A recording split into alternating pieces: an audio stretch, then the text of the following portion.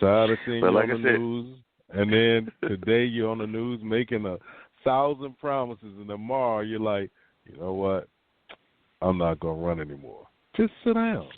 Go to the end of the bench, man. Get you some popcorn and some soda. Relax.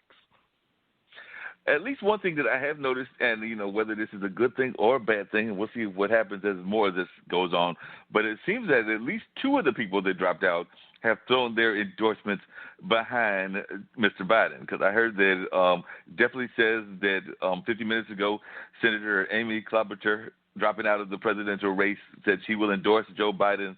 I believe that I'd heard something similar from Mayor Pete, or at least some of his campaign people. So it looks like the moderates are at least apparently all kind of like going behind Biden as their leader. Now, you know, whether I guess Elizabeth Warren would be the closest to Bernie, and that's of the candidates left. Tulsi, I guess, is a little bit on the progressive side too. So it'll be interesting to see whether they go with Bernie or whether we just have the Bernie bandwagon that is very supportive of him and everything.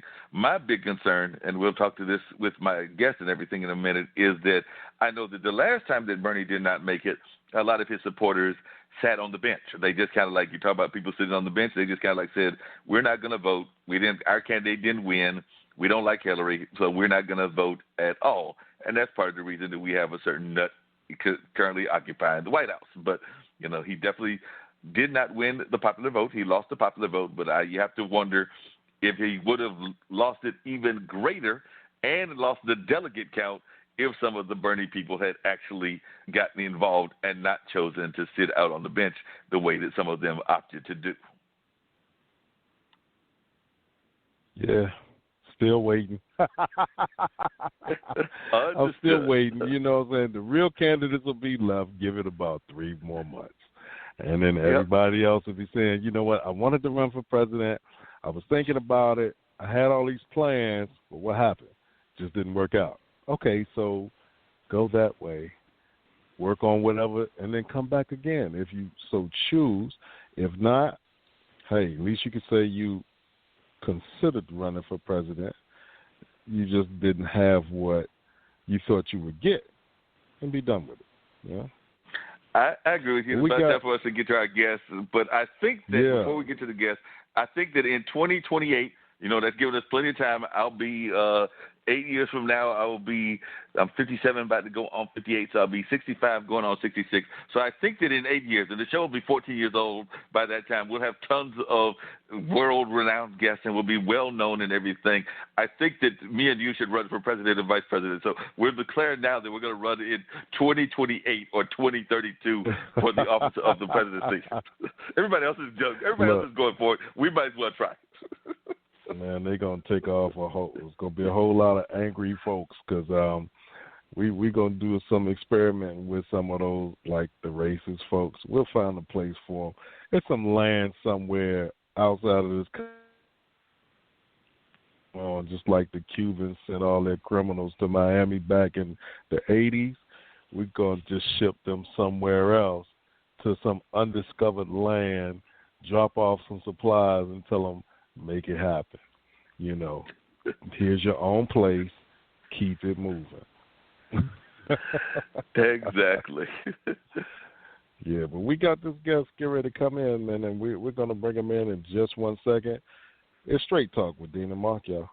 Welcome back to the Dog Show. Up next, we have Satchmo. Satchmo is a member of the Shelter Pet Group. That's right, a group known especially for their couch-snuggling, ball-chasing, face-licking, and, of course, companionship. Now, let's see him in action. Look how he makes eye contact with his person. That's actually known as the treat stare. How intuitive, and now he appears to be excitedly turning in circles. The happy dance will come in with this group. But really, the best way to know an amazing shelter pet like Satchmo is to meet one. Visit theshelterpetproject.org today. Adopt. Brought to you by Maddie's Fund, the Humane Society of the United States, and the Ad Council. All right, we're back. Thanks for calling Straight Talk with Dean and Marc. You're now on the line. Tell us who you are and where you're calling from. This is Shell Horowitz from Hadley, Massachusetts. All right, How good are you evening. doing, Shell? Glad to have you call in, Shell. I'm glad that you were able to call in. Shell is involved with some very major involvement with what's going on in the greening of our world. You know, some people think that climate change and things like that don't exist, and some people can't figure out why we would even need to be involved in the kind of greening of organizations and the greening of just life in general. But, Shell is definitely about the fact that we need to be concerned about our environment and things of that nature. And he's been involved in a number of things. He's got great news. He says reducing hunger, poverty, war, and catastrophic climate change can also be profitable. So, some people that are climate deniers, including, like I said, certain people that might be sitting in D.C., may not believe that. But he's actually found ways that it can be profitable. Companies include Unilever, General Motors, and Walmart that have created billions in new revenue by greening their own companies and their markets and even their supply chain. So he's actually found out that they can actually make a profit while actually greening their companies. And another example that he gives on his page is Greystone Bakery, which is a supplier to Ben and Jerry's. They hire unemployable ex-cons, former mental patients, and recovering addicts. So they're actually doing a lot of work in just society building and things of that nature. Folks that some people may have written off, but they're actually doing a great job of showing that you don't have to write these folks off. And he's also talked about at least 3 companies that are profiting by replacing toxic, fire-prone kerosene lanterns throughout the developing world with solar-powered LEDs that increase health and safety and eliminate a monthly expense and create economic opportunity. So, Shell, how did you get involved in this kind of work? I mean, you're doing a lot of great work in the environment and doing it with things, like I said, I know we've got certain people that exist in certain sectors of the political world that don't believe in these kind of things that are going on with our climate, but you found out that not only is it true what's going on with our climate, but that it can also be profitable if we do correct things to help our climate. So how did you get involved in this work? Mark. Yeah, and thanks so much for this warm introduction. It's really true that the climate is changing. I live in New England, and we've had practically no snow this year, and we've had a number of years lately like that. There was one year we had a tornado and a hurricane and all sorts of stuff we never get. So anybody who's still denying climate change is real. I wonder what planet they're living on, because it isn't this one. But where I come at this is the idea that business can be a solution, not only to climate change, but also, as you mentioned, to hunger, poverty, war, and other major issues, as long as they can figure out a way to make a profit on it. So I wrote my 10th book, Guerrilla Marketing to Heal the World, to show them how they can make a profit by doing the right thing. And it's really exciting, and this is a long roundabout answer to your question of how did I get into this in the first place, because it was a long, slow evolution. I started as kind of your basic marketing guy, but I was always an activist on the side. And then about 20 years ago, a local developer said he was going to mess up a local mountain by building 40 McMansions on it. And while all the experts were saying, oh, this is terrible, there's nothing we can do, I went out and with some other people organized a movement and stopped it in 13 months flat. And I realized that campaign pulled together a lot of my knowledge both as a marketer and as an activist.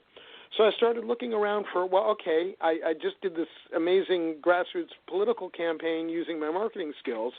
What happens if I bring in the analysis of my activism into the marketing side?